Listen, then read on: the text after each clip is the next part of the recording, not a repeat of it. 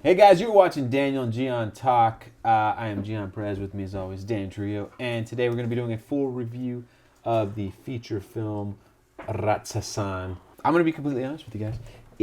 It was a little tough to get through. I was constantly texting Daniel to see if he was watching the movie because I got to a certain point where I was getting pissed off watching the movie, like angry, like with what. Welcome to Tamil Cinema. I mean, why do you think I was so mad at Star Car and all these other movies? But go ahead, finish your thought. It was tough to get through, and a lot of it just had to do with just on the nose writing and stuff. Like a lot of the script was just everything was like real predictable, and and I was like, okay, here comes this, here comes that.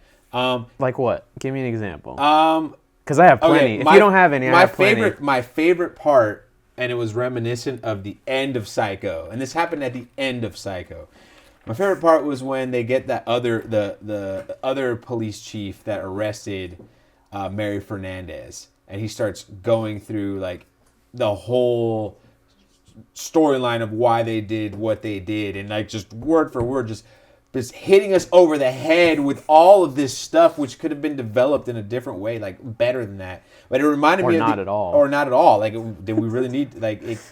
I love how his details for that scene were so specific. Exactly. Too. Like he said this, she said this to him, and this. It was like he was there watching it all unfold. And it reminded me a little bit of the end of Psycho when they're in the courthouse and the lawyer, which for me is actually one of the worst parts of Psycho, where the different time period. It was a different time period. It was where the lawyer's basically he explains the whole movie. Yeah, like, oh, this is he's got disassociative whatever, And it's a fucking 10-minute scene. Yeah, too. I know exactly what you're talking and about. then there's another part where like he is like they use the term psycho as if this was an official term. Like, now do you know what I'm talking Yeah. about when they start diagnosing? And it was like beat me, and you said it in the trailer too. You said it in the trailer, like the reaction, and I was like, what? Why is the coroner? The coroner's the one giving the the assessment too. Like that's not his job. The coroner doesn't do that. Doesn't this give you a bad taste for like the way things work in India? Like, doesn't it just make everybody look incompetent? Because if that's how it actually is, then you got to wonder, yeah, man, their system's fucking backwards and it's not up to code. Right. And I Like, don't, I don't believe it's that way. This film was not. If this was not a ringing endorsement of the police force, yet again, like this was another movie where basically shitting on the police because they were inept left and right. Like everything was like so obvious, and then they still Except they weren't. They weren't. They weren't shitting on the police because I would argue that in Kashyap's Ugly, they're shitting on the police. Right. In this, the film accepts that. Oh, our this is the. I mean, we haven't even started. You know what? I'm not gonna finish this point. Let's just go back to the beginning. Let's take it through because we're missing so much of the intricacies of this film. Let's start off with the that he's a filmmaker. That he's a failed filmmaker. Failed filmmaker, which I was with the movie at that point. That was fine, and he ends up like reluctantly accepting a job with the because his dad, or not his dad, some family member. No, I think it was his dad. It was his dad? His dad had a position, and his brother-in-law worked. There you go. Yeah, that's what it worked was. at the police force, so he helped use the nepotism to get him the job. I was actually intrigued by that. Like I liked it. Oh, he's a filmmaker, and then right off the bat, he was like, "Oh, this murder happened," and he was using it for his next script, and I thought that was gonna tie into the movie, and it doesn't at all. What are you talking about? At the end of the movie, he has a production deal. The producer from the beginning calls him up at the end. Great writing. I don't know what the fuck you're talking about. Amazing writing. And I was like, you know what? I liked the concept. I was like, oh, dude, this guy, because of all of his murder research for his films, is like he's educated in the felt field. like it was a TV show. Like this could be an awesome TV show about a detective who uses his film research skills to like solve murder mysteries. It reminded me I thought that's where we were going, and no, we didn't go down. It reminded me of Drishyam, which you didn't see, but Mohanlal's character is a film buff. He's not a filmmaker, he's just a film buff because he owns like a cable station or something. Right. And so he's constantly watching all the movies. So when when his daughter kills the boyfriend that tries to rape her and the mom and all this shit, that's how he uses his movie knowledge to cover all the murders up. Right. So like it reminded me of that. Like I thought I was gonna go with you, or I was gonna go along that journey too. And then it just went too on the nose. Yeah. Like all of a sudden, his evidence was so inconsequential that I didn't believe it from the beginning. Right. Like, he was able to tie up one murder and another one because of the doll and the faces, and I was just like, what? But that was just the beginning. Where did you lose your frustrations? I got mad. I got pissed off when they find the teacher, and they frame him of the murder. Which was weird because they totally set it up like he's a child molester, and then they allow the narrative to explain how he's not one. It was just awkward, and it was like, okay, So, I know this was an attempt at a misdirect. Clearly. But it was so obvious that it was a misdirect that it didn't work, and like, I don't know, on top of the fact that like none of these kids are telling their parents that this guy's like physically abusing me at school. Especially when it appears like it's almost every single time Right, that someone does bad on a test. Yeah, exactly. Like none of you shut the door. Like, what? That's yeah, like, you're gonna tell and me. No one's spoken up against this guy, this creep, and then the overbearing, like, and I want to say, I don't know if this is a misogynistic take from the filmmakers or not, but the overbearing woman who doesn't want to listen to any man. I almost feel like that was definitely a commentary of like women in charge. Yeah, exactly. And not in a positive light either. Like, that's why I said that's where the misogyny comes in. Because I feel like there's that, and then the tone of the film switched so much too. Like, there was stuff that was, like it wasn't consistent. It wasn't consistent at all. And I don't know. I can go into like little bits and pieces of it. Well, but, let's get. I did like when he like confronts the teacher and he like throws him to the ground and then takes that bat and like beats him, slams it into his dick. Like, that was awesome. And we will get in. Trust me, we're gonna get into all. But let's switch over to the question. So, D&T actually asked a question for this movie. And, we want to introduce this new segment where we're actually answering questions from our subscribers and stuff like that. So his question is, or it actually wasn't a question. He says, I really want to know your opinion on why the lead character has a personal angle connecting him directly to the incidents. And he goes on to explain, aren't cops and soldiers meant to be selfless whilst discharging their duties? They have to all serve and protect, I guess the way I interpret his question is, was he talking about like the revenge aspect because his niece gets killed? But yes, but think about or it. His connection. That was 5 victims deep. Right. Whereas in my opinion, a conventional narrative would have had him maybe be a little bit reluctant to, because you can tell from the first murder he's like gung ho. This is the most important thing in the world. Why aren't you guys taking this so seriously?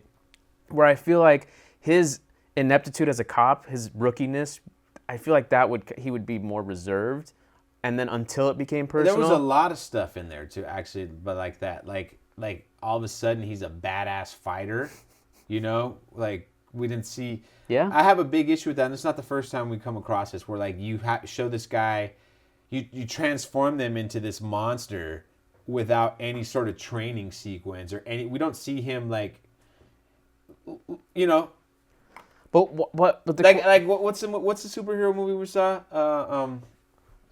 Bob X Joshi. Like that, we saw them like trying to get themselves, and even then we had issues with it because we didn't see all of their training.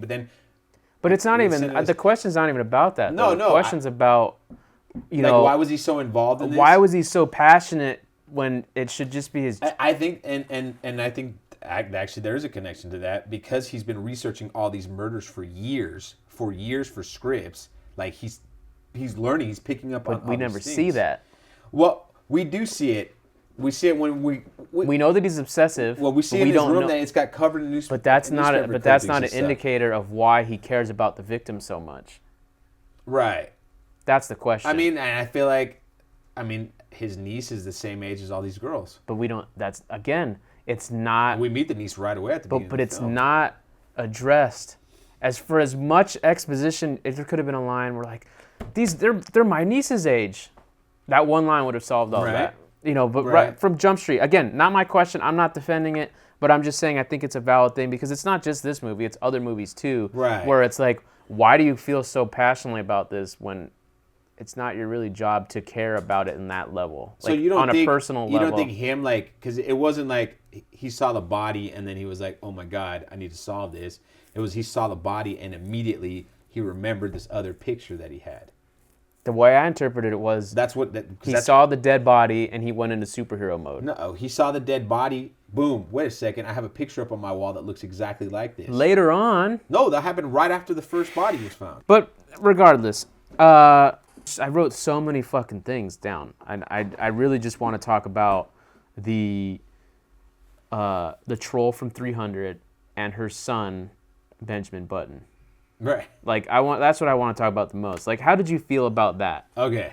The killer. Okay. After all was said and done, that was something that paid off later when I saw the teacher or the magician, and I was like, "This it looks a little funny up there." Like right off the bat, like you could like this is like the lady from GameStop. Yeah, like well, there's something off about this magician here. Why do they keep showing the magician? You know, and I didn't pick up on that right away. So that I gotta say, give hats off to that. That you didn't pick up on the man? No, that the weird magician had something to do with everything else because they kept showing shots of the magician and we didn't like. At the beginning of the movie, yeah. And I wasn't like really paying attention to it, but then it comes back in. So I give them credit because that was actually pretty good, I think, on their part.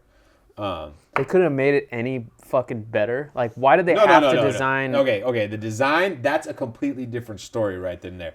That right there, when they're doing the flashback sequence and when that long exposition about explaining the murderer, like, why aren't we talking about this woman who looks like a fucking man with a prosthetic face on? You know, is that what we're using to justify the kid? She has a speech problem, so they didn't have to vet it. Exactly, and she's always wearing white gloves as well, which is kind of weird. Like the whole. It's so weird that the guy had 6 fingers. Yeah. I mean, why even do all that?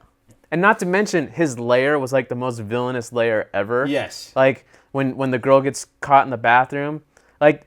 Don't you have to shit in the bathroom too? Like, why can't you have a nice bathroom? Why does it have to? I love when they show like the pubes. Like they zoom in on the pubes and they add the sound effects to show how dirty and disgusting the bathroom is. Was it the pubes or was it the hair that he was scraping off the top of the girls' heads? I assumed it was pubes. Okay. So, I thought it was the hair that he was like. It's hair. Cutting off. Regardless, it's hair, and the bathroom looked disgusting. Because the knife was right next to it. Maybe you might be right. Which she didn't. But they were looking a little puby. Okay, fair enough. You know, I'm just saying. You know, but why do that? No.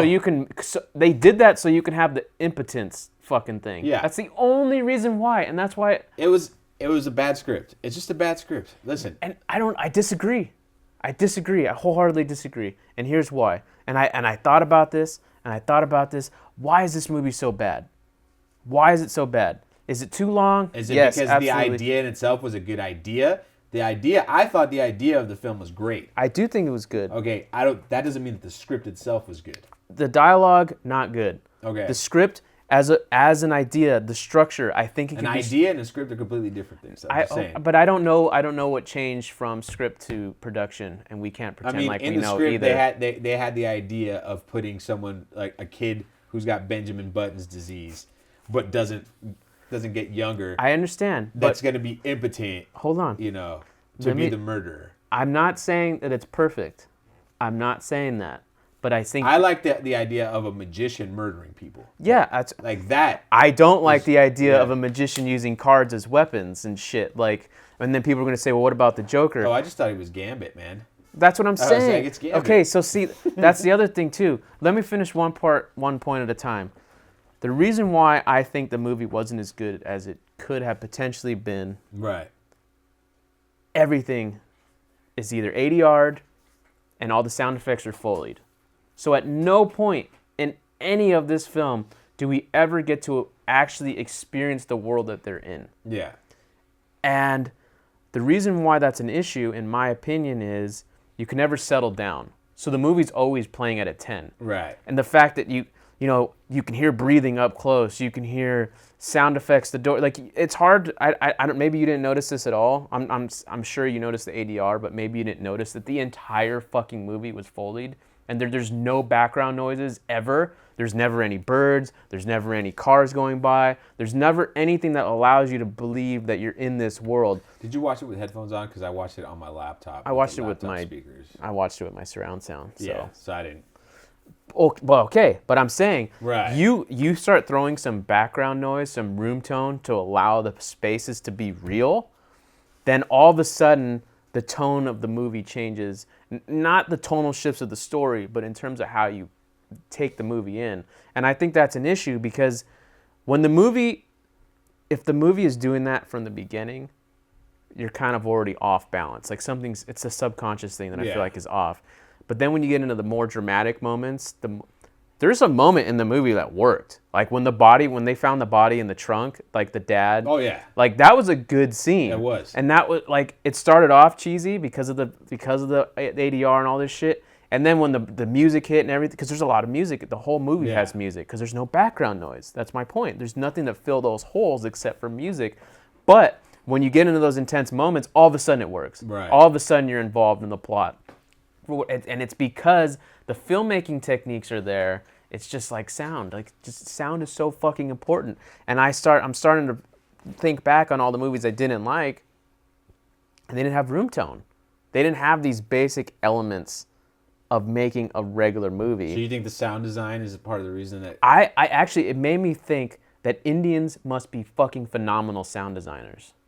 I think that there's definitely some sound design people out there that are just untouched and what's the word? Tainted. Haven't been tainted by Hollywood yet. And it's because they have to make movies like this and build their sound from the fucking ground up. But you take that knowledge and then you incorporate it into fucking standard filmmaking practices, you might have a good fucking sound designer. Right. That's just my opinion though. But yeah, I have another theory for you here. I'm gonna throw this out there, see what you think. The one thing I can say about this film is that it came out 30 years too late, because it totally reminded me of 1980s horror slasher films. Like the character, everything about it was like the way it was built up. Totally reminded me. At the end, at like the end, I was like, this okay. It was a Michael Myers type thing. This would have worked in the 80s. You know, if we watched this in the 80s, it would have worked for us because we would have been like shocked. But because we've been saturated with so many films, I don't think it would have worked.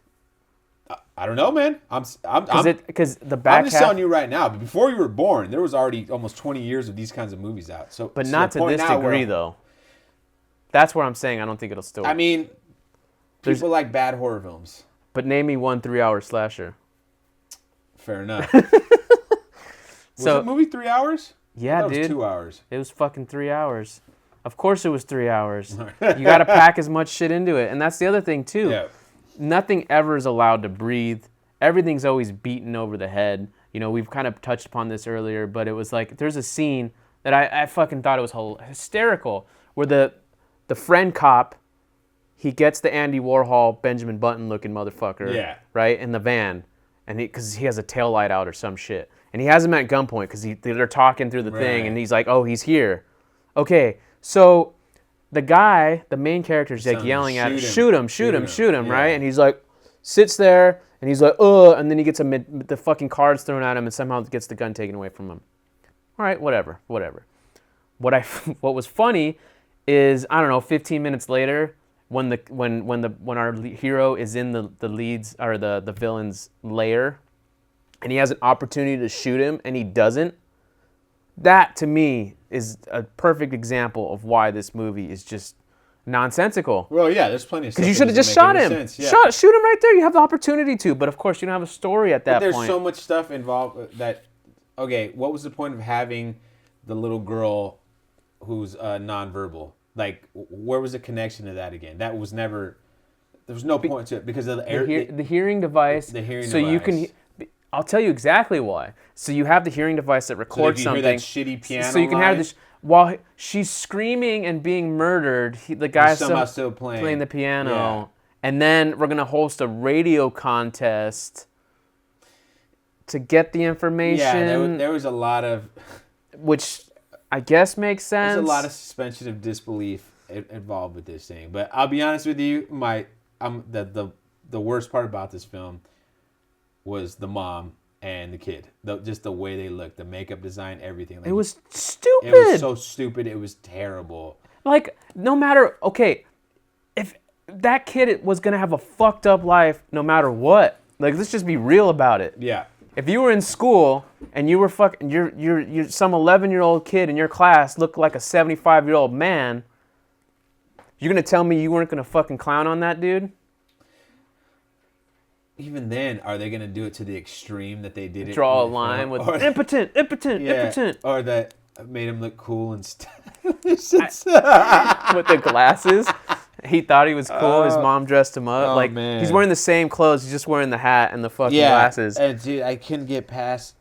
But I don't know how It they. was but I want to know the thought process with, okay, because we want to use the same actor later on in the film, you know, let's have him play his mom and obviously look like a man with obvious like makeup and an orange skin and then the glove thing. Like I was Because he has 6 fingers with the glove. I was waiting, Which was like, yeah, what the fuck? Oh, he's got 6 fingers. Like I don't even know. there were so many things that.